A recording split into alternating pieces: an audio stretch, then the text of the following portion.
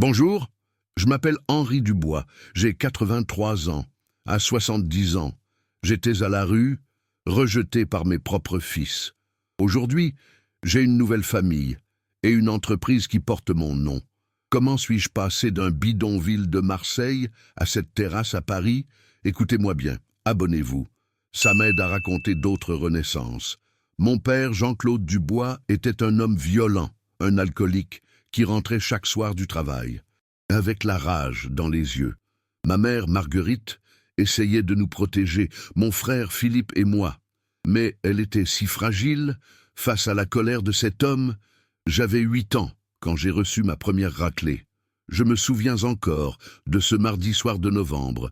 Il pleuvait dehors et j'avais cassé un verre par accident. Le bruit du verre qui se brise, puis le silence glacial. Papa a levé les yeux de son journal, et j'ai vu cette lueur terrifiante dans son regard. « Espèce de petit imbécile !» a-t-il hurlé en se levant d'un bond. « Tu ne peux rien faire correctement !» La gifle est arrivée si vite que je n'ai pas eu le temps de l'éviter. Ma joue a explosé de douleur. Mes oreilles ont sifflé. Je suis tombé au sol. Mais ce n'était que le début. Chaque jour, pour la moindre erreur, papa nous frappait. Philippe et moi vivions dans la terreur constante. Le matin, en nous réveillant, nous ne savions jamais si ce serait une journée calme ou un nouveau cauchemar. Maman pleurait en silence, dans sa cuisine. Elle préparait nos repas, avec des bleus sur les bras. Un jour, j'avais 10 ans. J'ai essayé de la défendre. Papa était rentré ivre, plus que d'habitude. Il cherchait un prétexte pour exploser. Il a trouvé que le dîner était trop froid. Maman s'est excusée. Elle a dit qu'elle allait le réchauffer. Mais papa s'est levé et a attrapé l'assiette pour la jeter au sol. « Tu es pathétique !» criait-il, en s'approchant de maman. « Une femme qui ne sait même pas faire à manger !» J'ai vu sa main se lever, prête à frapper maman. Quelque chose en moi s'est brisé, quelque chose qui m'a poussé à me jeter entre eux. « Ne touche pas à maman !» j'ai crié, de ma petite voix d'enfant. Papa s'est arrêté, surpris, puis son visage s'est transformé en un masque de pure haine. « Ah, le petit héros veut jouer? Très bien. Ah, tu vas prendre sa place. » Ce qui a suivi, je ne peux même pas le décrire complètement. Les coups, un après l'autre, sur mon dos, mes bras, mes jambes. Maman hurlait, me suppliait de m'enfuir, mais je ne pouvais plus bouger. Quand papa s'est arrêté, j'étais recroquevillé par terre, couvert de bleu, crachant du sang. Cette nuit-là, maman m'a soigné en pleurant. Elle me répétait qu'elle était désolée, qu'elle n'arrivait pas à nous protéger. Mais moi, à 10 ans, je lui ai fait une promesse. Un jour, maman, je serai assez fort et papa ne nous fera plus jamais mal. Je croyais pouvoir tenir cette promesse. Les années ont passé et la violence n'a fait qu'empirer. À 13 ans, j'étais devenu le bouc émissaire de toutes les frustrations de mon père. Philippe, mon frère aîné, avait trouvé sa façon de survivre. Il se tenait loin, évitait papa. Et malheureusement, il a commencé à me blâmer. « Si tu te tenais tranquille, me disait-il, papa ne serait pas toujours en colère. » Cette trahison de mon propre frère me faisait plus mal que tous les coups de papa réunis. L'école était devenue mon seul refuge.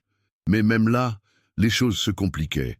Les autres enfants voyaient mes bleus, mes coupures, mes lèvres fendues.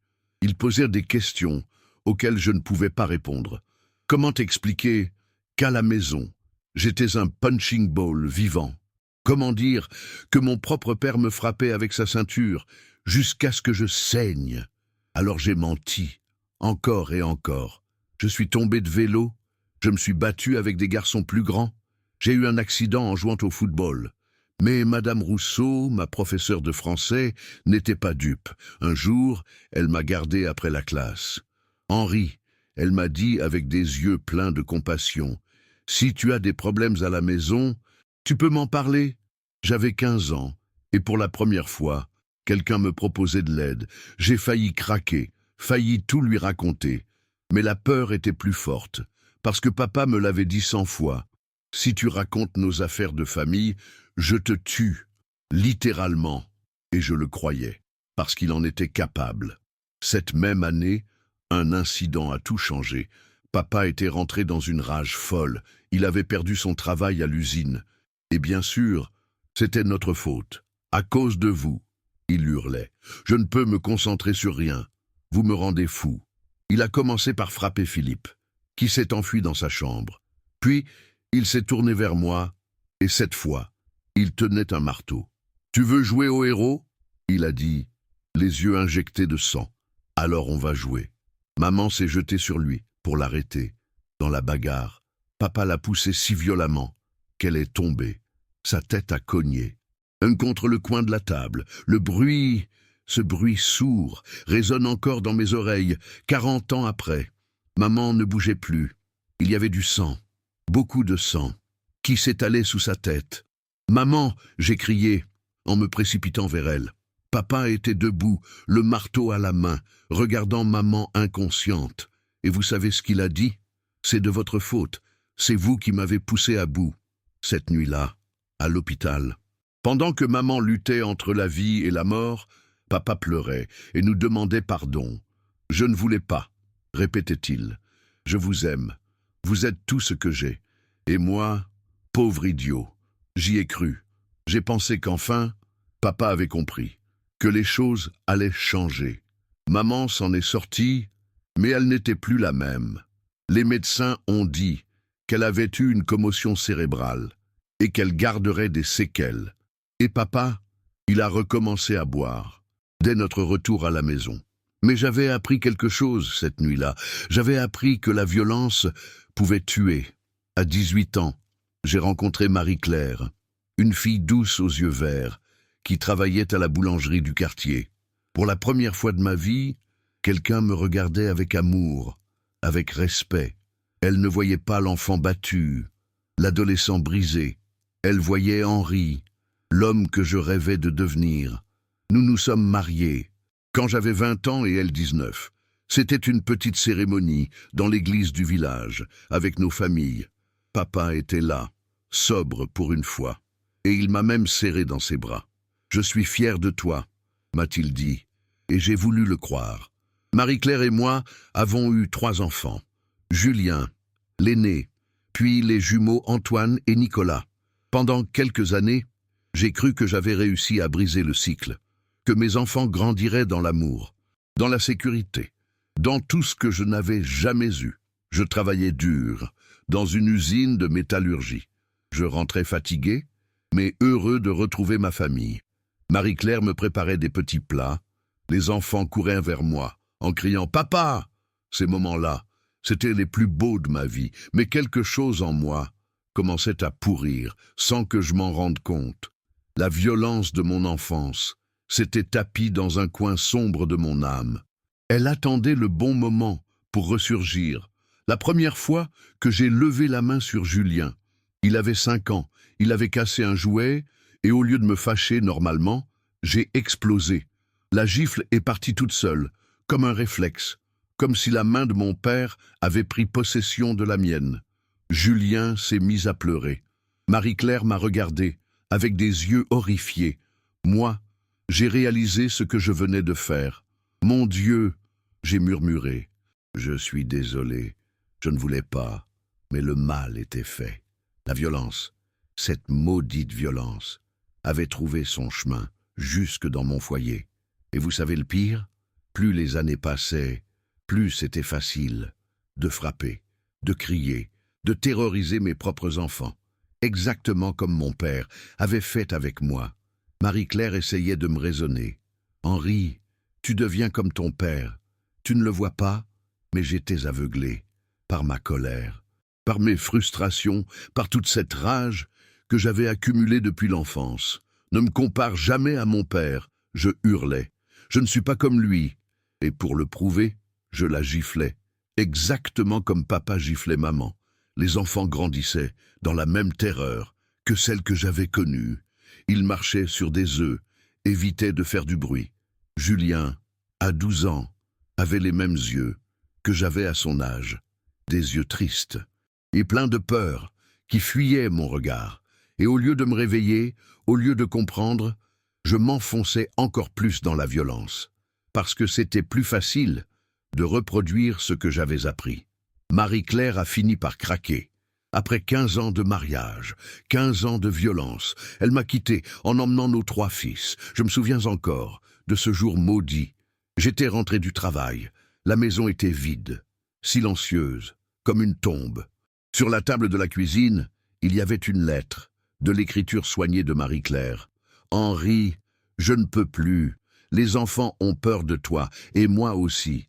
Nous partons, et ne nous cherche pas. J'espère qu'un jour, tu trouveras la paix. » J'ai froissé cette lettre, je l'ai jetée, puis ramassée, et relue 100 fois. Puis j'ai pris une bouteille de whisky, et j'ai commencé à boire, comme papa. Pendant des mois, j'ai vécu comme un mort vivant. J'allais au travail machinalement, je rentrais dans cette maison vide, et je buvais jusqu'à l'oubli. Mes collègues voyaient que je n'étais plus le même. Ma productivité baissait, j'arrivais en retard, parfois ivre. Et un jour, le contremaître m'a convoqué. « Dubois, tu es viré. Prends tes affaires et ne reviens plus. » Sans travail, sans famille. J'ai commencé à accumuler les dettes. Le propriétaire me réclamait, les loyers en retard.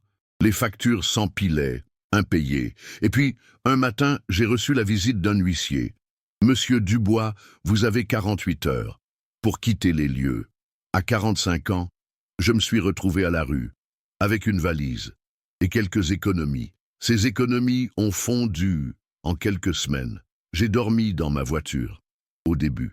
Puis quand l'essence s'est finie et que j'ai dû la vendre, j'ai dormi sur les bancs, dans les parcs, sous les ponts. La déchéance, c'est quelque chose qui arrive, plus vite qu'on ne le pense. Un jour, vous avez une maison, une famille, un travail. Le lendemain, vous êtes un sans-abri, que les gens regardent avec dégoût. J'ai essayé de retrouver du travail, mais à 45 ans, sans domicile fixe, avec une barbe hirsute et des vêtements sales, personne ne vous fait confiance. « Désolé, monsieur, » me disait-il. « Nous cherchons quelqu'un de plus. » Mais présentable, présentable. Moi qui avais travaillé 15 ans, dans la même usine, sans jamais manquer un seul jour. La rue, elle vous transforme. Elle vous vole votre dignité, votre humanité, petit à petit. Vous devenez un fantôme, invisible aux yeux de la société. Et le pire dans tout ça, c'est que mes fils grandissaient, sans leur père. Ils apprenaient à me haïr, sans même me connaître vraiment. Parce que Marie-Claire, pour les protéger, leur racontait seulement mes mauvais côtés. Jamais elle ne leur a dit que leur papa avait été un enfant battu, un homme qui avait essayé de construire une famille et qui avait échoué. Non, pour mes fils, j'étais juste un monstre, dont il fallait avoir peur. Je croyais avoir touché le fond, je me trompais. Après 2 ans de vie dans la rue, j'ai fini par échouer, dans un bidonville aux abords de Marseille, un endroit que même les rats évitaient. Des baraques en tôle ondulée, des égouts à ciel ouvert, des détritus partout, et des gens comme moi qui avaient tout perdu. Là-bas, j'ai rencontré Paolo, un ancien militaire qui avait perdu sa jambe en Afghanistan et qui survivait en vendant des objets trouvés dans les poubelles. « Regarde-nous », me disait-il, en montrant notre environnement sordide. Nous sommes les oubliés de la société, les invisibles, dont personne ne veut entendre parler. Paolo avait raison. Dans ce bidonville, nous étions tous des brisés, des hommes et des femmes qui avaient un jour eu des rêves, des familles, des espoirs. Il y avait Fatima, une femme de 50 ans, qui avait fui un mari violent et qui vivait avec ses 2 enfants dans une cabane de 2 mètres carrés. Roberto, un ouvrier espagnol, qui était venu chercher du travail en France et qui était tombé dans l'alcool. Après un accident sur un chantier, chacun avait son histoire, ses blessures, mais tous nous partagions la même réalité, l'abandon, le mépris, l'indifférence de ceux qui avaient encore une vie normale. L'hiver dans ce bidonville, c'était un cauchemar. Le froid traversait les tôles comme du papier. Il n'y avait pas de chauffage, pas d'électricité, pas d'eau courante. Nous faisions du feu, avec tout ce que nous trouvions, du bois, des cartons. parfois même des plastiques qui dégageaient des fumées toxiques. J'ai vu des gens mourir de froid, de maladie, de désespoir, des hommes qui s'endormaient un soir et qui ne se réveillaient plus le matin, et personne, absolument personne, ne venait s'enquérir d'eux. Ils disparaissaient comme s'ils n'avaient jamais existé. Moi-même, j'ai failli y rester plusieurs fois, une pneumonie qui m'a cloué au lit pendant des semaines, une infection, à cause d'une blessure qui s'était infectée. Mais quelque chose en moi refusait de mourir, une petite voix qui murmurait « Pas encore, Henri, pas encore ». Peut-être l'espoir de revoir mes fils un jour, peut-être la volonté de prouver que je n'étais pas qu'un raté, qu'un violent, qu'un bon à rien. Les années passaient, et j'attendais, j'espérais qu'ils viennent me chercher. Mes fils devenus adultes auraient pu essayer de comprendre, mais rien. Silence radio pendant des années, jusqu'au jour où j'ai appris que Julien, mon fils aîné, s'était marié et avait eu un enfant, mon petit-fils, que je ne verrai jamais. Cette nouvelle m'a brisé le cœur. J'ai pleuré cette nuit-là, comme jamais je n'avais pleuré, parce que je réalisais que j'avais non seulement raté ma vie, mais que j'avais aussi privé mes enfants d'un grand-père et mon petit-fils d'un grand-père.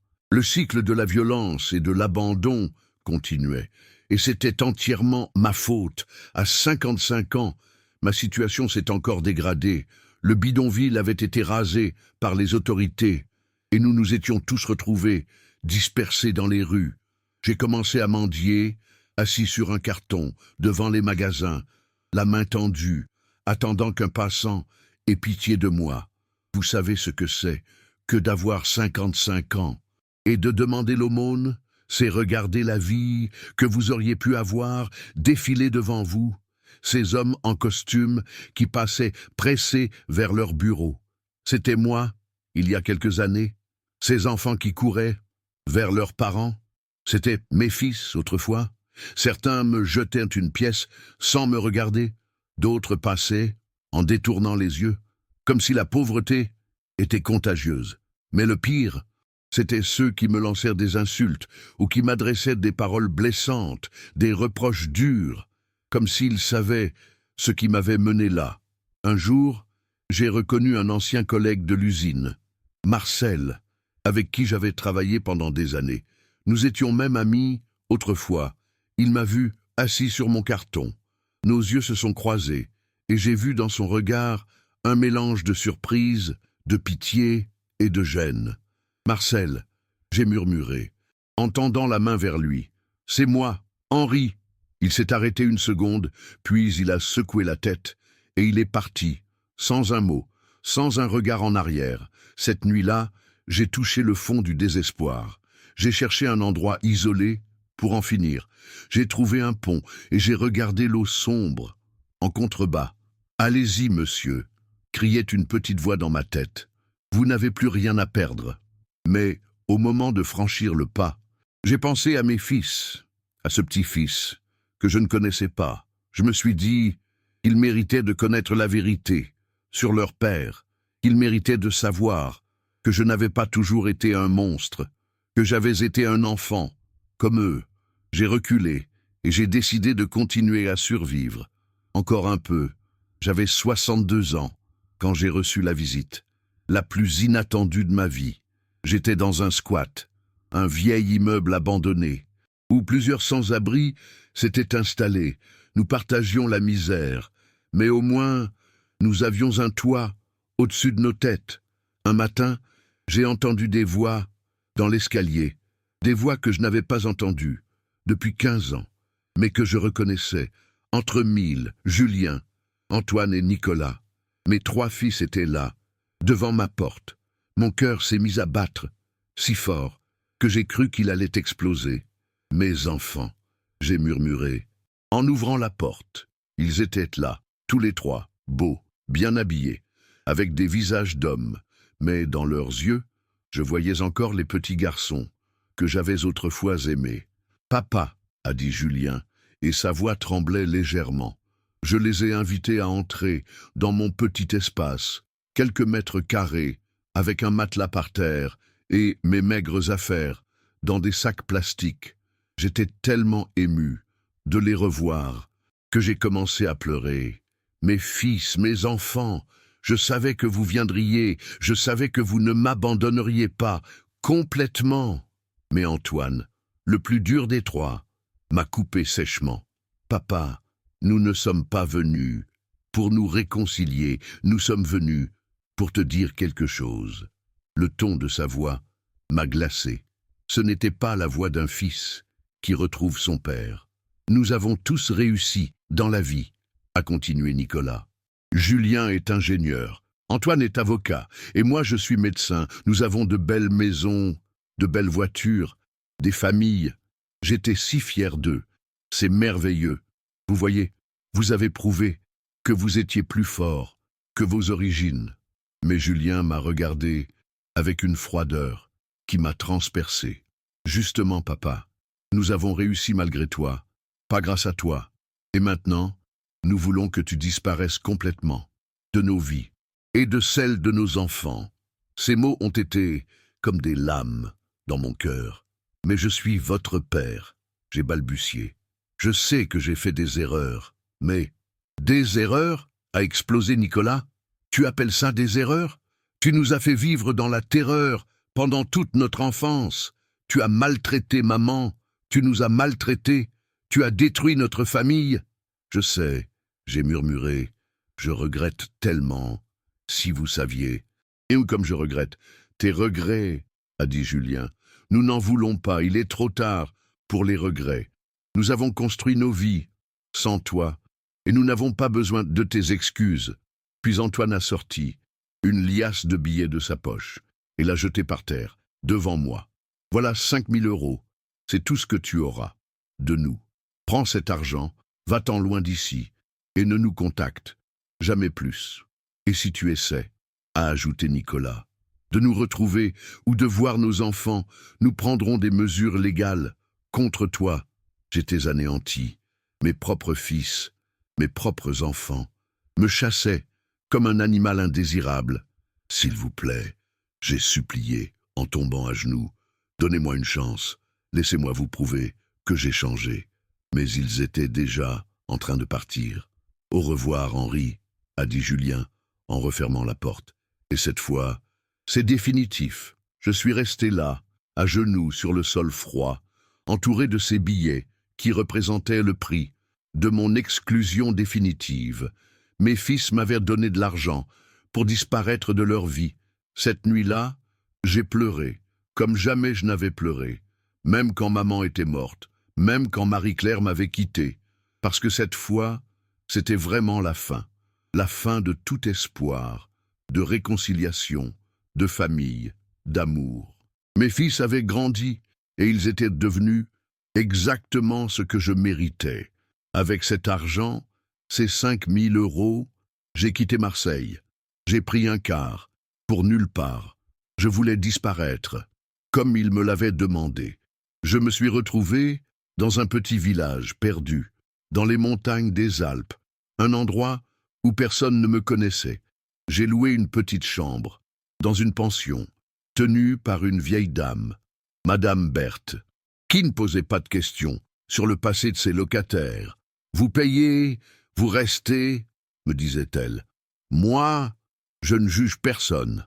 Dans ce village de 600 habitants, j'étais l'étranger. Les gens me regardaient avec curiosité. Ils devaient se demander ce qu'un homme comme moi venait faire dans leur petit paradis. Si seulement ils avaient su que j'étais un père, rejeté par ses propres enfants, un homme qui portait le poids de toutes ses erreurs. Sur ses épaules, les mois passaient, lentement. Je vivais comme un fantôme. Je me levais, je mangeais, je me couchais, sans but, sans espoir, sans raison de continuer. L'argent de mes fils fondait petit à petit, et je savais qu'un jour, il ne resterait plus rien. Un soir d'automne, alors que je regardais la pluie tomber par ma fenêtre, j'ai pris une décision terrible. J'allais en finir, une bonne fois pour toutes. J'allais libérer mes fils de ma présence en ce monde. Ils seraient enfin débarrassés de leur père indigne. J'ai écrit une lettre pour chacun d'eux, une lettre d'adieu, où je leur demandais pardon, où je leur expliquais que je les aimais malgré tout. Mes chers fils, écrivais-je, je sais que je n'ai pas été le père que vous méritiez, mais sachez que malgré mes erreurs, je vous ai toujours aimé. Le lendemain, j'ai posté ces 3 lettres, et je suis parti en montagne, vers un précipice que j'avais repéré. Mais en chemin, j'ai croisé un homme d'une 60aine d'années qui portait un sac de randonnée et qui avait l'air complètement perdu. « Excusez-moi, m'a-t-il dit, connaissez-vous le chemin pour redescendre au village ? Je crois que je me suis égaré. » Cet homme, François, était en vacances dans la région. Il était seul, lui aussi. « Ma femme est morte l'année dernière, m'a-t-il confié. Un cancer qui l'a emporté. En 6 mois, mes enfants vivent à l'étranger et ne donnent plus de nouvelles. Je ne sais plus quoi faire de ma vie. Nous avons redescendu ensemble, vers le village, et quelque chose dans cette rencontre m'a fait remettre à plus tard mon projet de suicide. Vous savez, m'a dit François, avant de repartir, parfois quand on pense que tout est fini, la vie nous réserve encore des surprises. Ces mots ont résonné dans ma tête pendant des jours. La vie nous réserve encore des surprises. Et si François avait raison, et si à 65 ans, il n'était pas trop tard pour tout recommencer, j'ai vécu comme un ermite dans ce petit village pendant quelques années. Je survivais avec mes maigres économies et des petits boulots de jardinage chez les habitants. Mes cheveux sont devenus complètement blancs. Mon dos s'est voûté, mes mains se sont ridées, mais quelque chose en moi refusait de mourir. Ce jour-là, quelqu'un m'a vu, pour la première fois. J'avais 70 ans quand ma vie a basculé une nouvelle fois. Ce jour-là, je taillais la haie chez Monsieur Dubois, un retraité qui me donnait quelques euros pour entretenir son jardin. Un camion s'est arrêté devant la maison voisine, des déménageurs en sont sortis pour décharger des cartons et des meubles. Et puis j'ai vu une femme d'une 60aine d'années, belle, élégante, qui dirigeait les opérations avec une autorité naturelle. Elle s'appelait Catherine et elle venait de Paris pour s'installer dans ce village après avoir vendu son entreprise. « Bonjour », m'a-t-elle dit, en me voyant travailler dans le jardin d'à côté. « Vous connaissez quelqu'un qui pourrait m'aider à remettre en état mon jardin ?» J'ai levé les yeux vers elle, et pour la première fois depuis des années, j'ai senti mon cœur battre un peu plus vite. « Je pourrais vous aider », j'ai dit timidement. « Je connais bien les plantes, et j'ai du temps. » Catherine m'a souri, et dans ce sourire, il y avait une chaleur que je n'avais pas ressentie depuis tellement longtemps. « Parfait », a-t-elle dit. « Quand pouvez-vous commencer ?» C'est ainsi qu'a commencé ma renaissance. Catherine était une femme extraordinaire. Elle avait créé une agence de communication qu'elle avait revendue pour une somme considérable. Elle était veuve, sans enfant, et cherchait un endroit paisible pour profiter de sa retraite. Mais surtout, Catherine avait le don de voir au-delà des apparences, là où les autres voyaient un vieux jardinier usé par la vie. Elle voyait un homme avec une histoire, avec une intelligence cachée. « Vous savez, » m'a-t-elle dit un jour, pendant que nous prenions le thé dans son salon, « vous n'avez pas l'air d'un simple jardinier. Il y a quelque chose dans votre façon de parler, de réfléchir, qui me dit que vous avez eu une autre vie. » J'ai hésité longuement avant de lui raconter mon histoire, mes erreurs, mes échecs, ma famille qui m'avait rejeté. Mais Catherine m'a écouté, sans me juger, sans me condamner. « Henri, » m'a-t-elle dit, quand j'ai eu fini, « nous avons tous fait des erreurs, mais ce qui compte, c'est ce que nous en faisons. Maintenant, petit à petit, Catherine et moi, nous nous sommes rapprochés, pas seulement physiquement, mais intellectuellement, émotionnellement. Elle m'a redonné confiance en moi.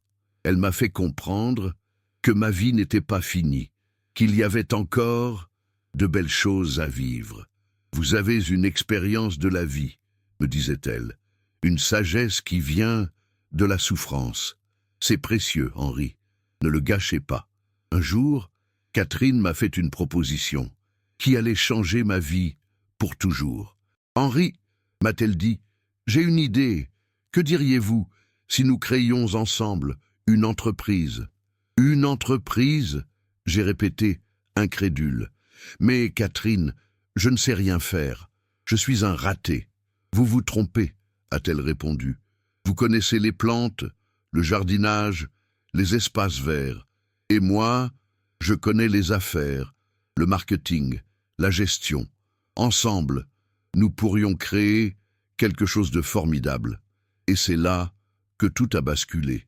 À 70 ans, j'ai créé ma première entreprise, avec la femme qui allait devenir ma nouvelle famille. Jardin de Provence, c'était le nom de notre entreprise. Catherine avait investi ses économies, et moi j'apportais mon savoir-faire et ma passion pour la nature. Au début, nous n'étions que tous les deux. Catherine s'occupait de la partie administrative et commerciale, et moi, je m'occupais de la création et de l'entretien des jardins. Notre premier client était le maire du village voisin qui voulait réaménager le parc municipal. Catherine avait réussi à le convaincre avec un projet magnifique que nous avions conçu ensemble. J'avais 70 ans et pour la première fois de ma vie, je me sentais vraiment utile, vraiment capable de créer quelque chose de beau. Chaque matin, je me levais avec l'envie de travailler. Catherine me regardait travailler avec des yeux pleins d'admiration. « Henri, me disait-elle, vous avez des mains d'or, vous transformez la terre en paradis. » Et moi qui n'avais jamais reçu de compliments de ma vie, je me découvrais des talents que j'ignorais avoir. Notre entreprise grandissait rapidement, le bouche à oreille fonctionnait, et nous recevions de plus en plus de commandes. Nous avons embauché notre premier employé, Pierre, un jeune homme de 25 ans, qui sortait d'une école d'horticulture et qui cherchait du travail. « Monsieur Henri, me disait-il, vous m'apprenez plus en une semaine que mes professeurs en un an. Vous avez une connaissance intuitive des plantes. » Pierre était comme le fils que j'aurais voulu avoir, respectueux, travailleur, reconnaissant. Il me redonnait foi en la jeunesse. Puis, nous avons embauché Marie, une paysagiste diplômée, qui avait des idées formidables pour moderniser nos créations. Et François, un homme de 50 ans, qui avait perdu son travail et qui était reconnaissant qu'on lui donne une nouvelle chance. En quelques années, Jardin de Provence était devenu une entreprise de 15 employés avec un chiffre d'affaires de plusieurs millions d'euros. Nous travaillions pour des particuliers fortunés, des entreprises, des collectivités. Nos créations étaient reconnues dans toute la région. Et moi, Henri Dubois, l'ancien sans-abri, l'ancien violent, l'ancien raté, j'étais devenu un chef d'entreprise respecté. Catherine et moi, nous nous étions mariés quand j'avais 72 ans. Une petite cérémonie dans la mairie du village, avec nos employés comme témoins. Je n'aurais jamais cru, me disait-elle, le soir de notre mariage, qu'à mon âge, je trouverais l'amour et un partenaire si extraordinaire. Nous avons acheté une belle maison avec un grand jardin que j'ai transformé en véritable Éden. Chaque plante, chaque fleur, chaque arbre était choisi avec amour. Le soir, nous nous asseyions sur notre terrasse en regardant notre création. Catherine me prenait la main. « Henri, murmurait-elle, nous avons construit quelque chose de merveilleux, ensemble. Pour la première fois de ma vie, j'étais vraiment heureux. J'avais une famille, même si c'était une famille de cœur. J'avais une entreprise qui réussissait. J'avais l'estime de mes employés et de mes clients. Mais surtout, j'avais quelqu'un qui m'aimait pour ce que j'étais. Vraiment, Catherine était plus qu'une épouse. Elle était ma renaissance, ma rédemption, ma seconde chance. « Tu sais, Henri, me disait-elle souvent, je crois que nous nous sommes trouvés au bon moment. Nous avions tous les deux besoin de cette nouvelle vie. » Et elle avait raison. À 70 ans, Nous avions commencé une nouvelle existence, plus belle, plus riche, plus authentique, que tout ce que nous avions vécu avant. Nos employés étaient devenus notre famille. Pierre nous appelait Papa Henri et Maman Catherine. Marie venait dîner chez nous le dimanche. François nous racontait ses petits-enfants. Nous étions une vraie famille, une famille choisie, construite sur l'amour, le respect et la reconnaissance mutuelle. Et quand je regardais ma nouvelle vie, je me disais que peut-être les épreuves que j'avais traversées avaient eu un sens. À 75 ans, notre entreprise était devenue l'une des plus importantes de la région. Nous avions 3 bureaux, 50 employés et des contrats dans toute la France. Un jour, nous avons reçu une commande exceptionnelle. La mairie de Lyon voulait réaménager tous les parcs de la ville. Un contrat de 20 millions d'euros sur 3 ans. Henri, m'a dit Catherine, ce jour-là, nous venons de décrocher le contrat de notre vie. Nous allons transformer une ville entière. Ce projet était le couronnement de tout ce que nous avions construit. Mes créations allaient être vues par des millions de personnes. Mes jardins allaient embellir la vie de centaines de milliers d'habitants. Moi qui avais vécu dans la rue, dans la misère, dans l'oubli, j'allais laisser une trace durable et positive dans ce monde. Le maire de Lyon, lui-même, est venu nous rencontrer. « Monsieur Dubois, m'a-t-il dit, votre réputation vous précède. On dit que vous avez le don de faire revivre les espaces les plus abandonnés. Si seulement il avait su que j'avais moi-même été l'espace le plus abandonné qui soit. Nous avons ouvert un bureau à Lyon, embauché des dizaines de nouveaux employés, acheté du matériel de pointe. J'allais tous les jours sur les chantiers, superviser les travaux, donner mes conseils, motiver les équipes. Les ouvriers me respectaient, malgré mon âge. Ils voyaient que je connaissais mon métier, que j'aimais ce que je faisais, que j'étais juste avec eux. Patron, me disait souvent, Marco, un jeune de 20 ans, vous nous apprenez pas seulement le travail, vous nous apprenez la fierté de bien faire. Quand les premiers parcs ont été inaugurés, la presse locale est venue nous interviewer. Comment expliquez-vous, m'a demandé une journaliste, ce succès à votre âge? Madame, j'ai répondu, j'ai appris que la vie ne s'arrête jamais. Il n'est jamais trop tard pour commencer quelque chose de nouveau. Il faut juste trouver la bonne personne avec qui le faire. Et j'ai regardé Catherine, qui souriait. À côté de moi, notre histoire a inspiré beaucoup de gens. Nous recevions des lettres de personnes âgées qui nous disaient que notre exemple leur redonnait espoir. Monsieur Dubois, écrivait une dame de 65 ans, grâce à vous, j'ai compris qu'il n'est jamais trop tard. Pour recommencer, je viens de m'inscrire à l'université. Catherine lisait ses lettres avec des larmes dans les yeux. Henri, me disait-elle, tu te rends compte? Nous donnons de l'espoir aux gens à 78 ans. Notre entreprise valait plus de 50 millions d'euros. Nous étions devenus riches, non pas par cupidité, mais par passion, par travail, par amour de ce que nous faisions. Et le plus beau dans tout cela, c'est que nous partagions notre réussite avec nos employés. Chaque année, nous leur donnions des primes substantielles. Nous avons créé un système de participation aux bénéfices. Une entreprise, disais-je souvent, ce n'est pas qu'un patron et des employés, c'est une famille qui travaille vers le même but. Pierre était devenu directeur d'une de nos filiales. Marie dirigeait notre département création. François formait les nouveaux embauchés. Tous avaient grandi avec nous. Tous faisaient partie de notre famille élargie. Le soir, quand je rentrais à la maison et que je voyais Catherine qui m'attendait, avec le sourire, je me disais que j'étais l'homme le plus heureux du monde. Mon amour, me disait-elle, regarde ce que nous avons accompli ensemble. Tu es la preuve vivante qu'on peut toujours se racheter. Et c'était vrai. J'avais enfin trouvé ma voie, ma famille, ma raison d'être. Mais la vie allait encore me réserver une surprise. J'avais 80 ans quand ils sont revenus. C'était un matin de printemps. Je prenais mon petit déjeuner.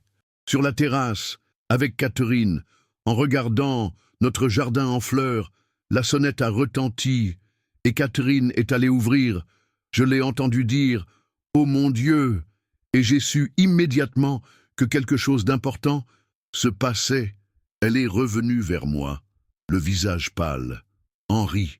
a-t-elle murmuré. « Tes fils sont là, tous les trois. » Mon cœur s'est arrêté de battre. Mes fils, que je n'avais pas vus depuis 18 ans. Mes fils, qui m'avaient payé. Et pour disparaître. Fais-les entrer, j'ai dit d'une voix que je ne reconnaissais pas. Ils sont entrés, tous les trois, Julien, Antoine et Nicolas. Ils avaient vieilli, bien sûr. Julien avait 55 ans. Maintenant, Antoine 53, Nicolas 51. Mais ils étaient toujours mes fils. Et malgré tout ce qui s'était passé, mon cœur de père s'est serré en les voyant. « Papa », a dit Julien, et sa voix tremblait légèrement. Nous nous sommes regardés en silence pendant de longues secondes. « Asseyez-vous », j'ai dit finalement. « Catherine, pourriez-vous nous préparer du café ?» Catherine a hoché la tête et s'est éclipsée discrètement. Elle savait que ce moment m'appartenait. « Papa !»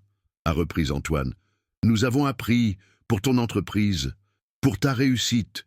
Nous avons vu des articles dans les journaux. » Et alors, j'ai demandé calmement.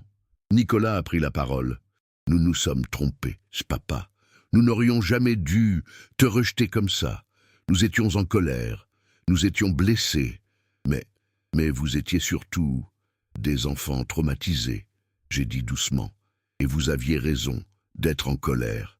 J'ai été un père épouvantable. » Julien s'est penché vers moi. « Mais, papa, nous voulons rattraper le temps perdu.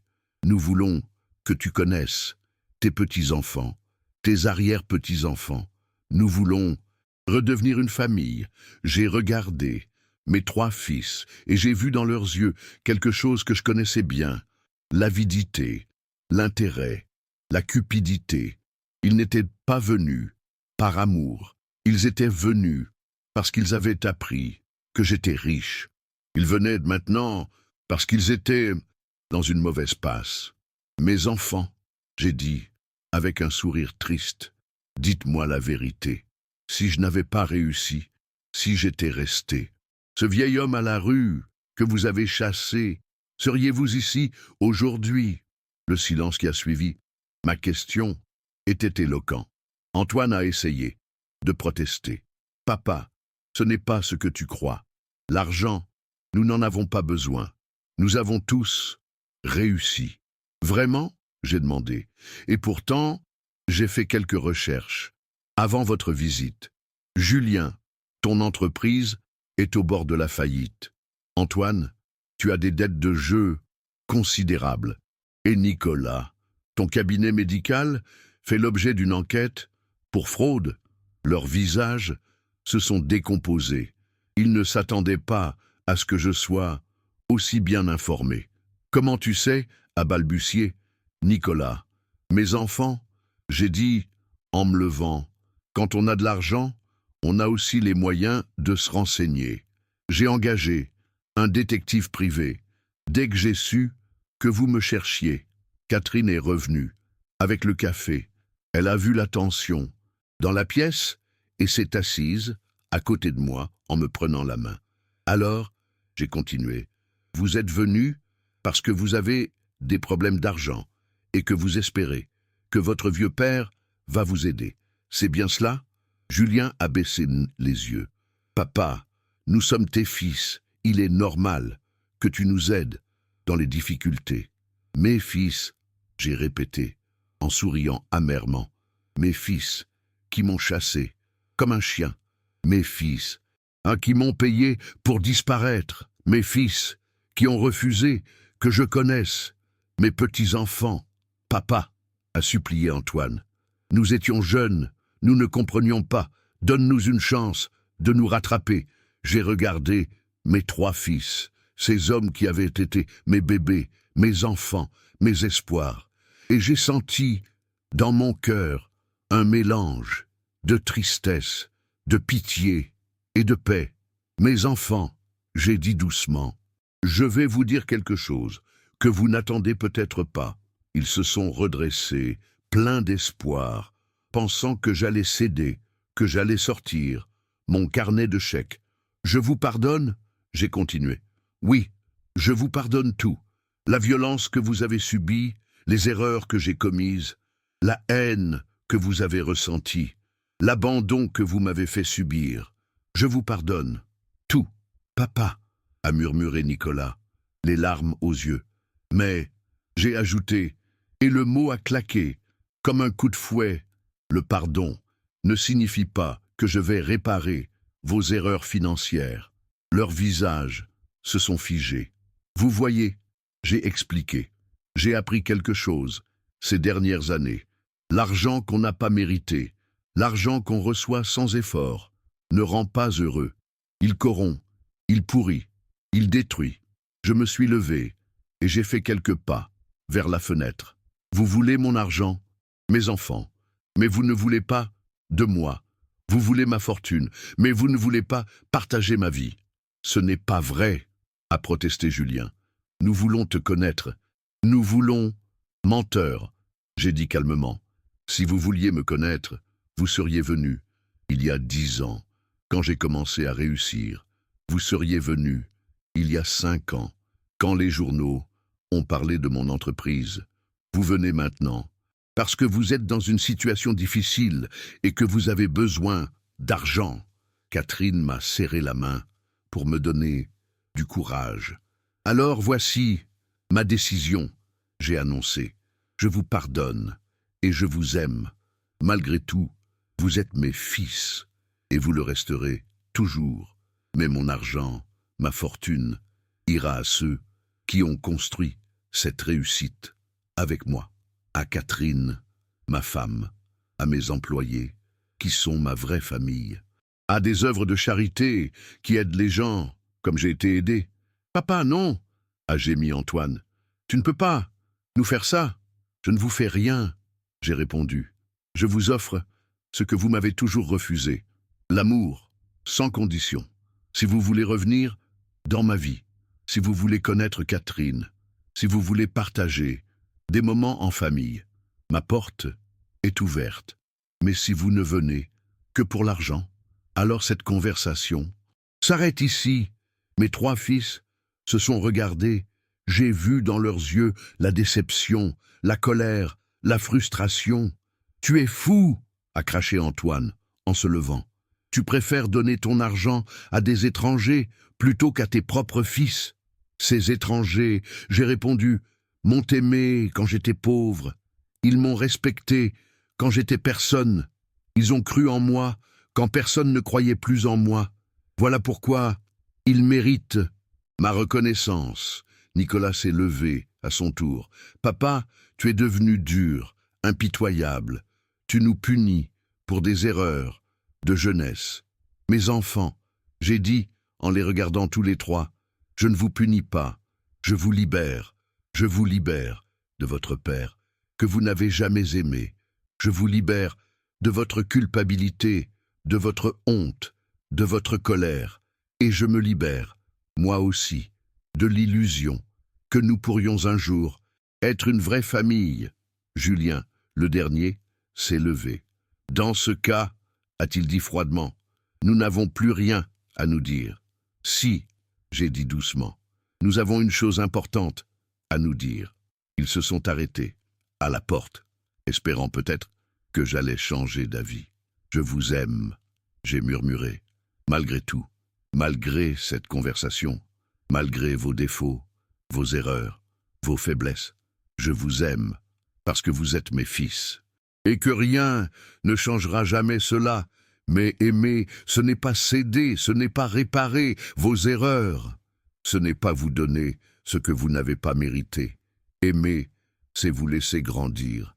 apprendre, devenir des hommes responsables. Antoine s'est retourné une dernière fois. Tu le regretteras, papa, quand tu seras seul et malade. Tu regretteras de nous avoir repoussés.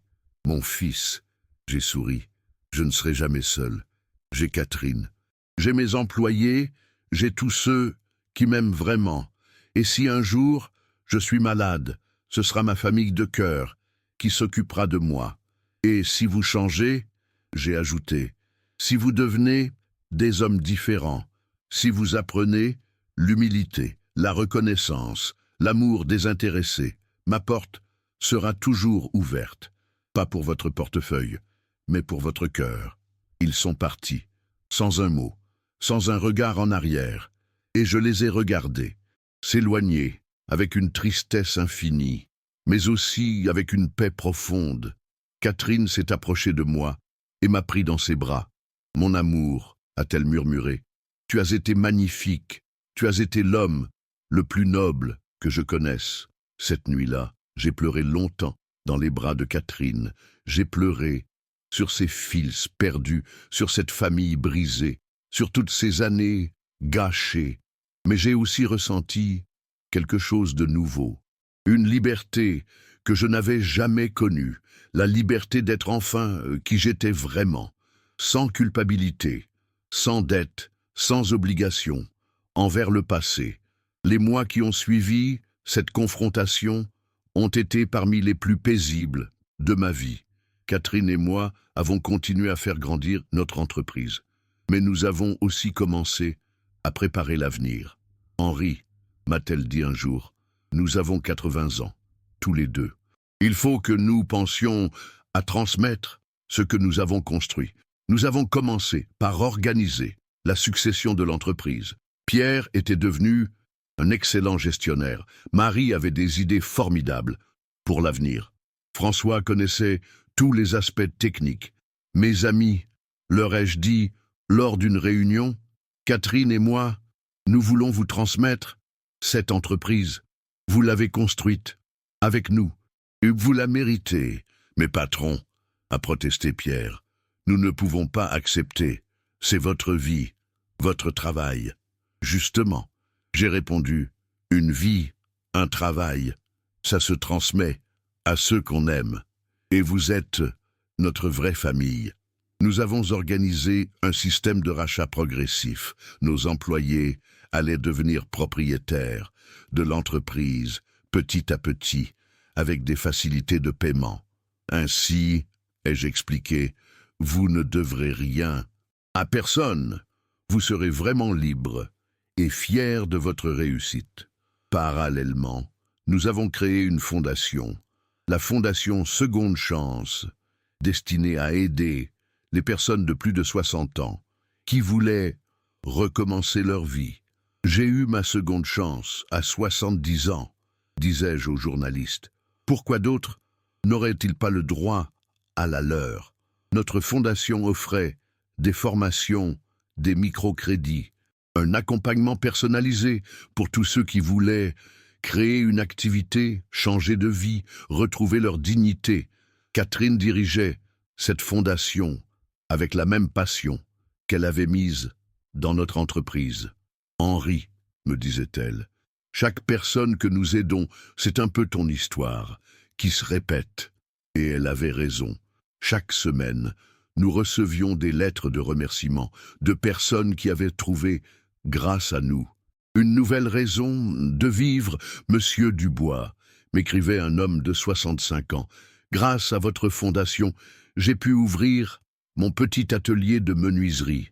Après avoir été licencié, à 60 ans, je pensais que ma vie était finie. Vous m'avez prouvé le contraire. Une dame de 68 ans nous racontait comment elle avait créé sa petite épicerie bio. Mes enfants pensaient que j'étais folle, mais grâce à vous, j'ai réalisé mon rêve. Ces témoignages me touchaient profondément, parce que je me reconnaissais dans chacune de ces histoires, dans chacun de ces recommencements. À 82 ans, j'étais devenu une sorte de symbole de l'espoir. Les médias m'invitaient régulièrement pour parler de mon parcours. Monsieur Dubois me demandait souvent, les journalistes, quel est le secret de votre réussite tardive? Il n'y a pas de secret, répondais-je.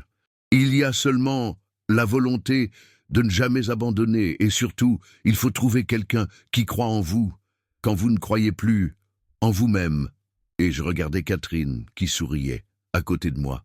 Ma femme, ajoutai-je, a été cette personne. Elle m'a donné une seconde chance quand personne ne voulait plus de moi. Un jour, nous avons reçu une lettre particulière. Elle venait d'un homme qui se présentait comme un admirateur de votre parcours. Monsieur Dubois, écrivait-il. Je m'appelle Jean-Philippe Martin, je suis journaliste et j'aimerais écrire votre biographie. Votre histoire mérite d'être racontée en détail pour inspirer d'autres personnes. Catherine m'a encouragé à accepter.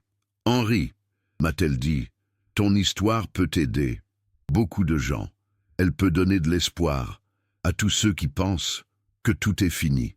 J'ai accepté de travailler avec ce journaliste. Pendant des mois, nous nous sommes rencontrés, j'ai raconté tout mon parcours.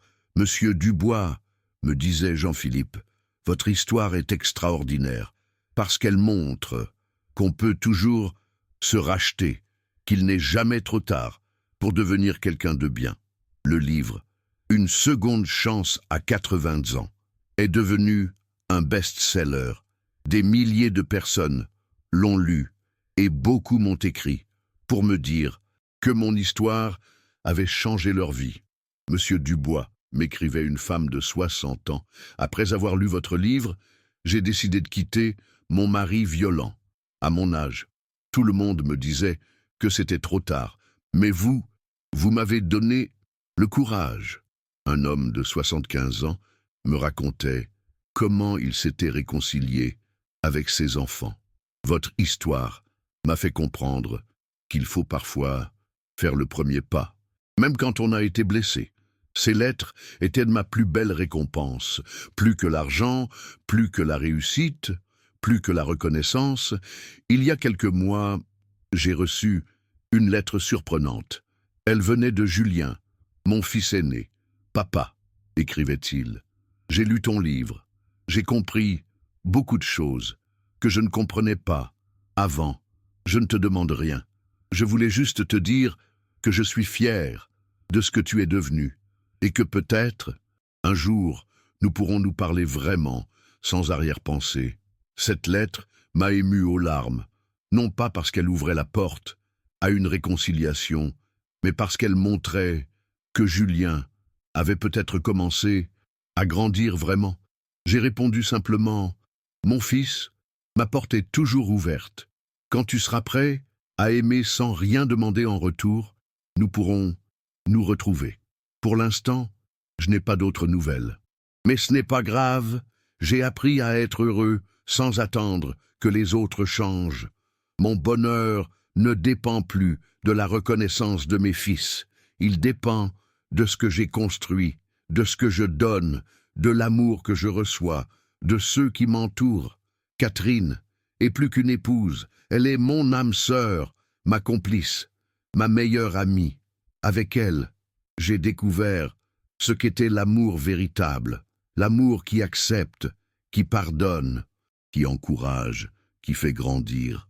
Henri, me dit-elle parfois, tu sais ce qui me rend le plus heureuse dans notre histoire, c'est de voir, dans tes yeux, cette sérénité que tu n'avais pas avant, cette paix avec toi-même, cette certitude d'avoir trouvé ta place dans ce monde.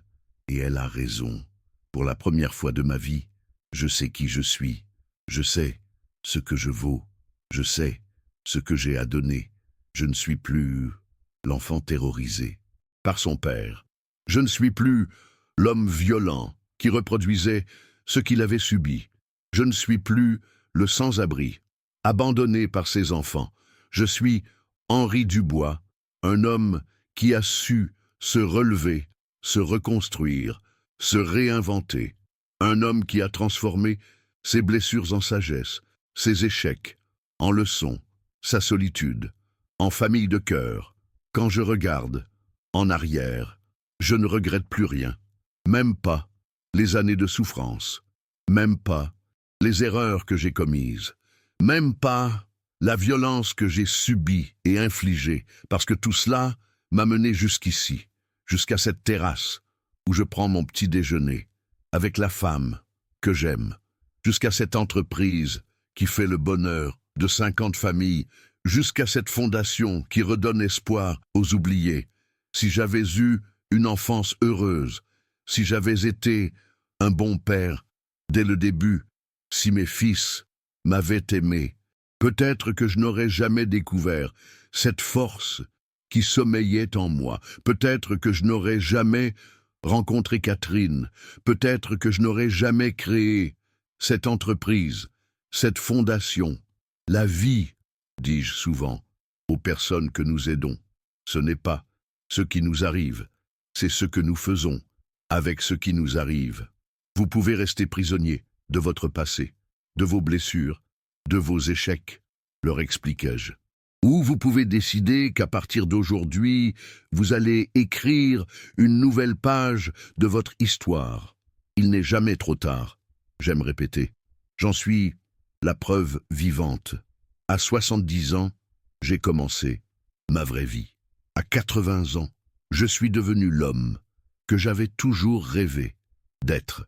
Aujourd'hui, à 83 ans, quand je regarde mes mains ridées qui tiennent cette tasse de café, je vois tout le chemin et me parcouru. Ces mains ont été frappées dans l'enfance, elles ont frappé à leur tour dans la colère, elles ont mendié dans la misère, elles ont créé dans l'amour. Ces mains racontent toute mon histoire, elles portent les cicatrices du passé, mais aussi les créations du présent. Catherine me regarde avec ce sourire qui illumine encore mes matins. À quoi penses-tu, mon amour? Je pense à tous ceux qui m'écoutent, je réponds. À tous ceux qui croient que leur vie est finie, à tous ceux qui pensent qu'il est trop tard pour eux. Et que leur dis-tu? Je leur dis que j'ai 83 ans, que j'ai été le dernier des derniers, que j'ai touché le fond de la misère humaine et que pourtant, regardez où je suis aujourd'hui. Je me lève et je marche vers la balustrade de notre terrasse. En contrebas, s'étend le jardin que j'ai créé avec amour. Chaque plante, chaque fleur, chaque arbre a été choisi, planté, soigné par mes mains. Ce jardin, dis-je à Catherine, c'est ma métaphore préférée. Voyez, cette terre était stérile quand nous sommes arrivés. Elle était sèche, abandonnée, sans vie. Comme toi, murmure Catherine, en me rejoignant. Exactement, comme moi. Mais regardez maintenant, avec de l'amour, de la patience, du travail, elle est devenue ce paradis que vous voyez. Et c'est le message, un que je veux laisser, continuai-je. Peu importe votre âge, peu importe vos erreurs, peu importe vos échecs, il n'est jamais trop tard pour planter de nouvelles graines dans votre vie. Le téléphone sonne. À l'intérieur, Catherine va répondre et revient avec un sourire. « C'est Pierre, dit-elle. Il veut nous annoncer que sa fille vient d'être acceptée à l'université. Elle veut étudier l'architecture paysagère. Et comme son grand-père de cœur, ces mots me remplissent de fierté. Cette petite que j'ai vue grandir, qui m'appelle Papy Henri, va perpétuer notre travail, notre passion. Tu vois, dis-je à Catherine, c'est ça, le véritable héritage. Pas l'argent, pas les biens, mais l'inspiration qu'on laisse aux autres, l'espoir qu'on leur transmet. Le soleil commence à décliner. C'est l'heure où nous aimons nous asseoir ensemble pour regarder le coucher de soleil. Catherine, mon amour, dis-je en lui prenant la main, merci pour tout. Merci de m'avoir donné cette seconde chance. Merci de m'avoir aimé quand j'étais au plus bas. Henri, répond-elle, les yeux brillants. C'est moi qui te remercie. Tu m'as donné la plus belle aventure de ma vie. Ensemble, nous avons prouvé que l'amour n'a pas d'âge, que la réussite n'a pas d'âge, que l'espoir n'a pas d'âge. Et nous restons là, main dans la main, à regarder le soleil disparaître derrière les montagnes, en pensant à tous ceux qui nous écoutent, à tous ceux qui doutent, à tous ceux qui ont abandonné. Si mon histoire peut donner ne serait-ce qu'une once d'espoir à une seule personne, alors toute ma souffrance aura eu un sens. Si elle peut convaincre, ne serait-ce qu'un seul homme, qu'une seule femme, qu'il n'est jamais trop tard. Et pour recommencer, alors je n'aurais pas vécu, pour rien, parce que voyez-vous, mes chers amis, qui m'écoutez, la vie, ce n'est pas un long fleuve tranquille, c'est souvent un torrent tumultueux qui nous emporte, qui nous brise, qui nous noie. Mais si vous ne lâchez pas, si vous continuez à nager, si vous gardez la tête hors de l'eau, alors un jour, vous arriverez à un lac paisible, où vous pourrez enfin vous reposer. Moi, j'ai nagé 70 ans dans la tempête, mais ces 13 dernières années dans ce lac paisible, valant toutes les souffrances du passé. Et vous aussi, vous y arriverez, j'en suis certain, parce que si un homme comme moi, un violent, un raté, un abandonné, a pu y arriver, alors vous aussi, vous le pouvez. Il suffit de ne jamais abandonner. Il suffit de garder au fond de votre cœur cette petite flamme d'espoir qui refuse de s'éteindre. Et un jour, quelqu'un viendra souffler sur cette flamme pour qu'elle redevienne un brasier, quelqu'un comme Catherine, pour moi. Cette personne vous attend quelque part. Cette seconde chance vous attend quelque part. Cette nouvelle vie vous attend quelque part. Il suffit de tenir encore un peu. Il suffit d'y croire encore un peu. Il suffit d'espérer encore un peu. Et alors, vous aussi, vous pourrez raconter votre histoire de renaissance. Vous aussi, vous pourrez donner de l'espoir aux autres. Parce que c'est cela, le secret de la vraie richesse. Ce n'est pas ce qu'on accumule, c'est ce qu'on partage. Ce n'est pas ce qu'on garde, c'est ce qu'on donne. Mes fils ont voulu prendre mon argent sans donner leur amour. Mes employés ont donné leur travail, leur fidélité, leur affection, et ils ont reçu bien plus qu'un salaire. Les gens de ma fondation donnent leur temps, leur énergie, leur compassion, et ils reçoivent la joie de voir renaître des vies. Catherine m'a donné son amour, sa confiance, sa foi en moi, et elle a reçu le bonheur d'une vie partagée. Voilà, mes amis, le véritable secret du bonheur donné sans compter, aimer sans condition, croire sans preuve. Et maintenant, la nuit tombe sur notre belle terrasse. Catherine et moi, nous allons rentrer dans notre maison chaude pour dîner tranquillement et nous endormir dans les bras l'un de l'autre. Demain, nous nous réveillerons et nous aurons encore une journée pour être heureux, pour nous aimer, pour aider les autres. À 83 ans, chaque jour est un cadeau. Chaque sourire de Catherine est un miracle. Chaque lettre de remerciement est une bénédiction. J'ai commencé cette histoire en vous disant que mes fils m'avaient battu et abandonné, et qu'aujourd'hui j'avais une nouvelle famille et une entreprise qui porte mon nom.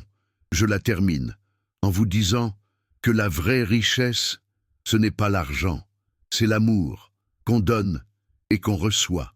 C'est la paix qu'on trouve avec soi-même.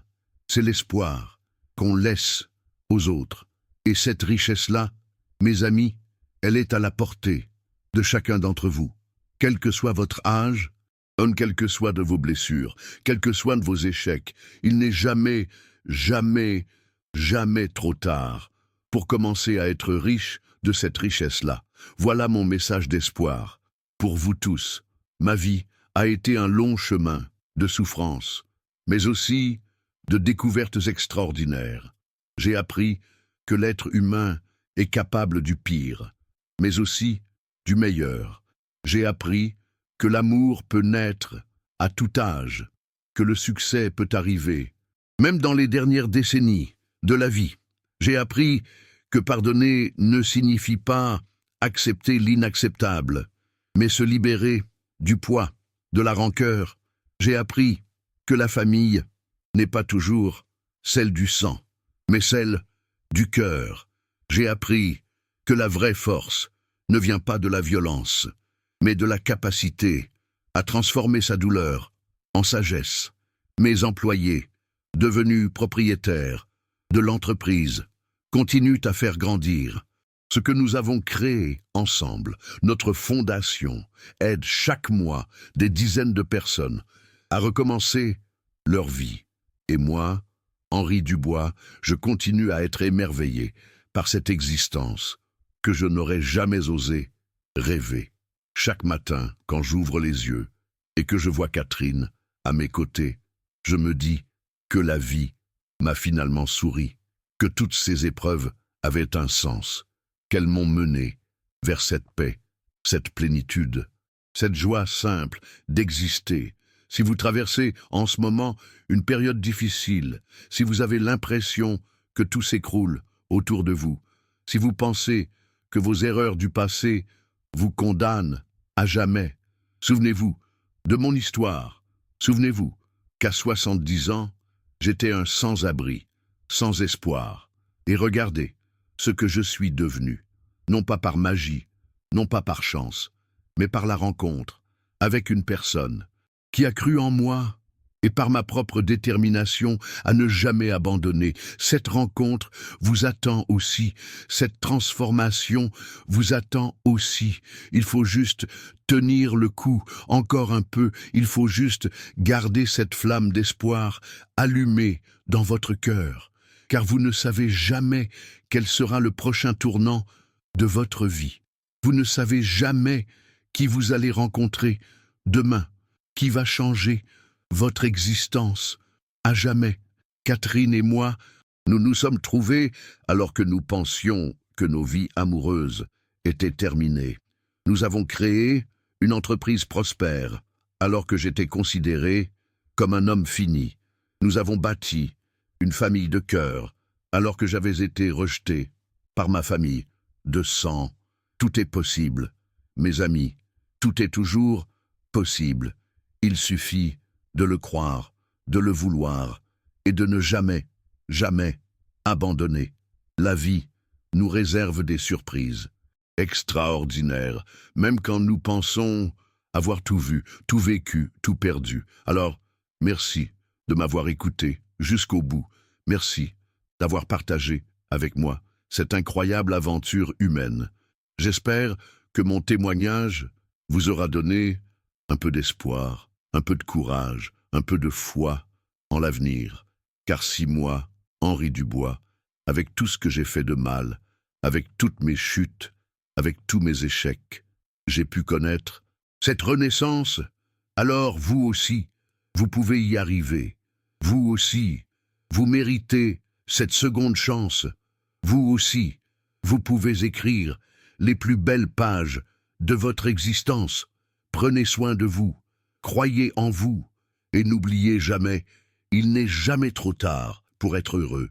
Fin.